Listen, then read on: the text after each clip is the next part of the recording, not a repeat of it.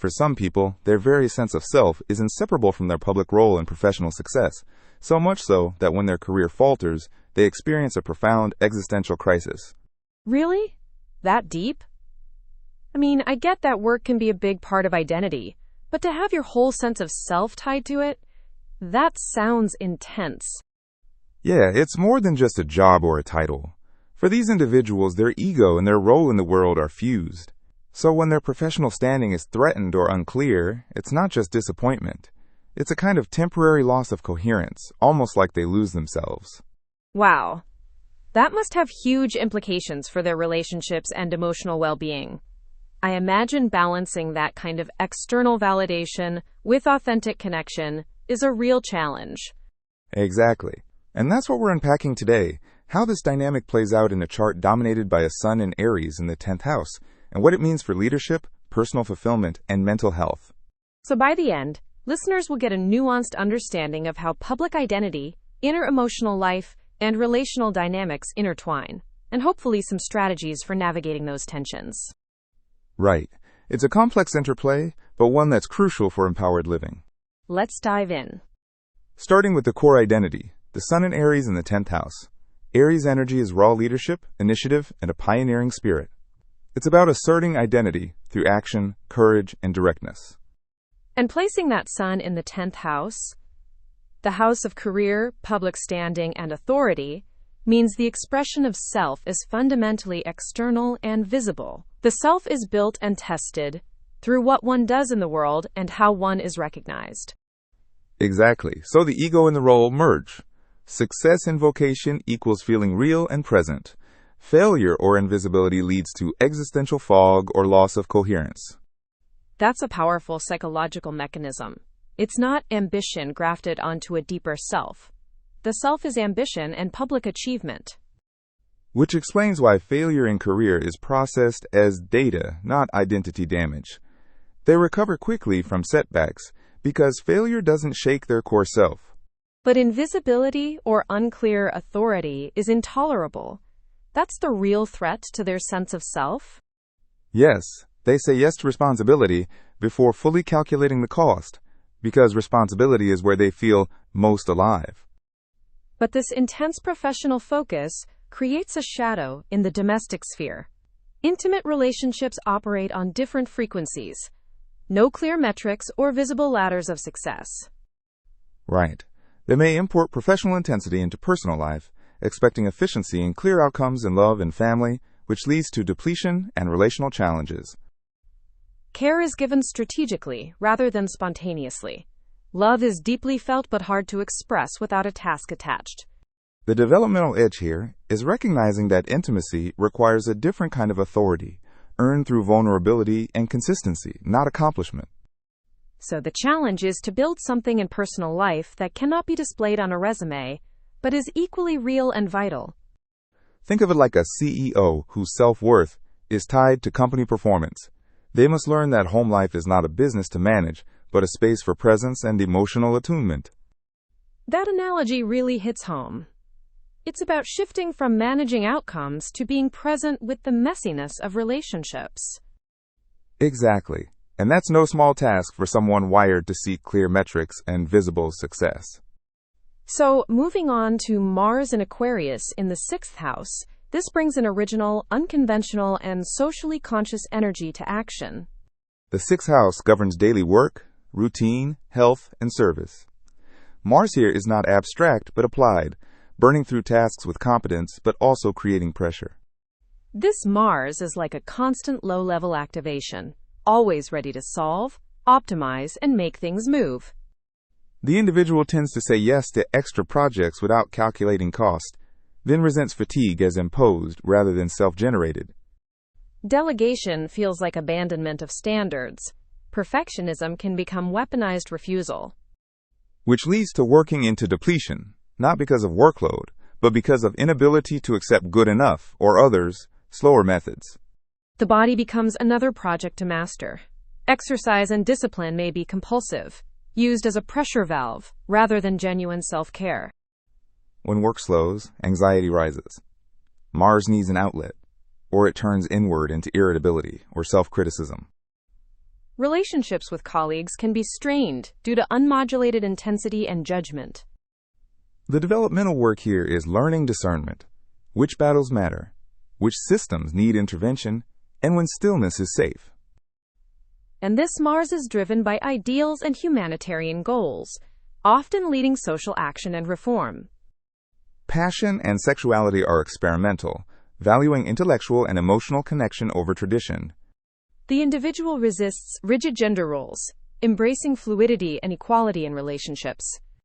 Think of this Mars as the relentless project manager who struggles to delegate and accept imperfection, risking burnout and isolation. That's a vivid image. It really captures the tension between drive and self-care. Now, Mercury in Pisces in the 9th house colors the mind with intuition, imagination, and emotional depth rather than linear logic. The 9th house governs philosophy, belief systems, higher education, and meaning-making. Mercury here seeks synthesis across broad domains. The mind collects ideas rapidly, often mistaking motion through ideas for motion toward understanding. There's a risk of breadth without depth, becoming a perpetual questioner rather than a knower. Learning is immersive and experiential, drawn to subjects that stir the soul: art, spirituality, human psyche. Communication style is poetic, metaphorical, and empathetic, sensing unspoken emotions. But this can lead to misinterpretations if not grounded in clarity.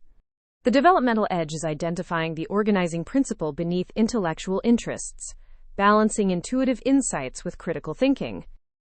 The individual may avoid commitment to fixed beliefs, preferring to remain open but risking superficiality. Gender expression in communication is fluid and inclusive, blending masculine and feminine energies.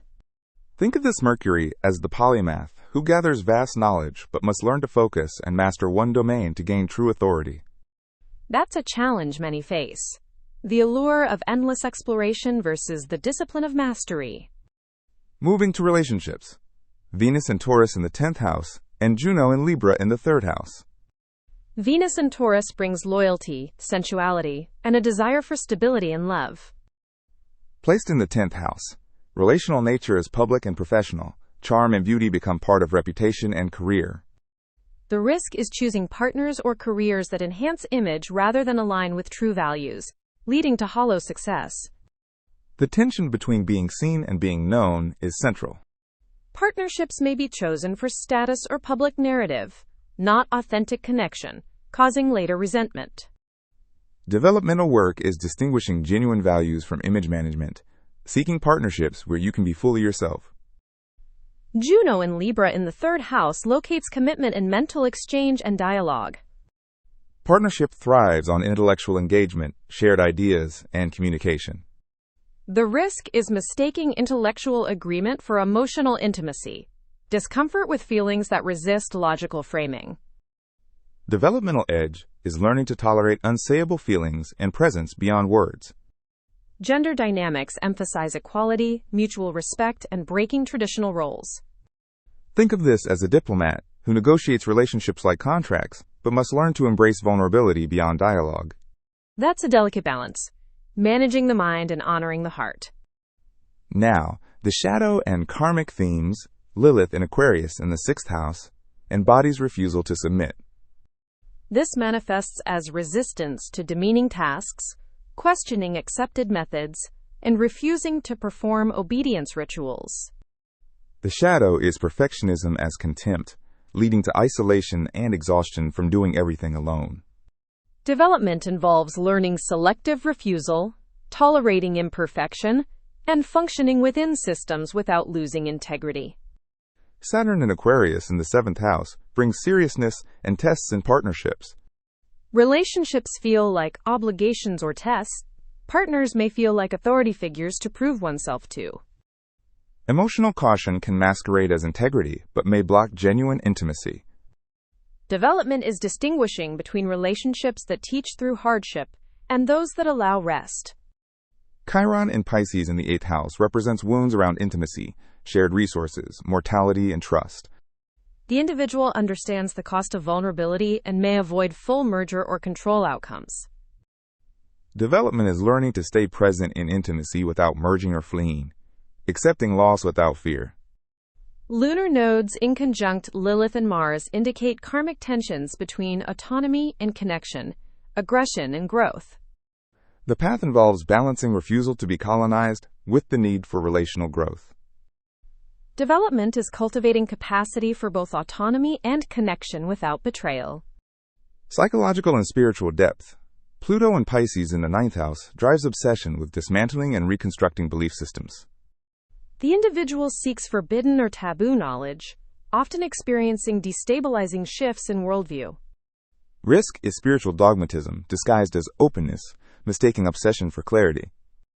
Development is holding frameworks lightly, embracing uncertainty, teaching inquiry rather than fixed answers. Neptune in Sagittarius in the 5th house blurs boundaries between imagination and experiencing creativity and romance. The person is seduced by potential and idealized visions, risking disillusionment when reality falls short. Development is learning to create and love anchored in reality, distinguishing emotional movement from reliable substance. Leadership and public persona. Midheaven in Aries in the 9th house and Sun conjunct Midheaven. Midheaven in Aries indicates a pioneering, assertive public identity focused on leadership and innovation. The 9th house emphasis ties career to meaning-making, philosophy, and worldview articulation. The individual is seen as an expert or guide before fully feeling certain internally. The challenge is balancing external authority with internal questioning and intellectual humility. Sun conjunct Midheaven intensifies the drive for recognition and control, often linked to early desires for admiration. Rebellion against authority figures can isolate, but also fuels independence. Development is balancing independence with openness to mentorship, channeling energies into skill development and leadership. So, to wrap up, this chart reveals a dynamic tension between fierce independence, public leadership, and the need for emotional connection and vulnerability. Intellectual brilliance and innovative drive coexist with perfectionism and difficulty delegating or trusting others. Karmic lessons focus on balancing autonomy with relational growth, embracing vulnerability without losing self-sovereignty. Gender dynamics throughout emphasize fluidity, inclusivity, and transcending traditional roles. The path forward involves integrating these polarities, leading with empathy, acting with discernment, communicating with clarity and compassion, and nurturing both public success and private intimacy. Listeners might reflect on how these themes show up in their own lives and consider strategies for harmonizing ambition with emotional intelligence. It's a complex dance, but one that can lead to profound growth and fulfillment. Absolutely, and that's the journey we're all on in one way or another.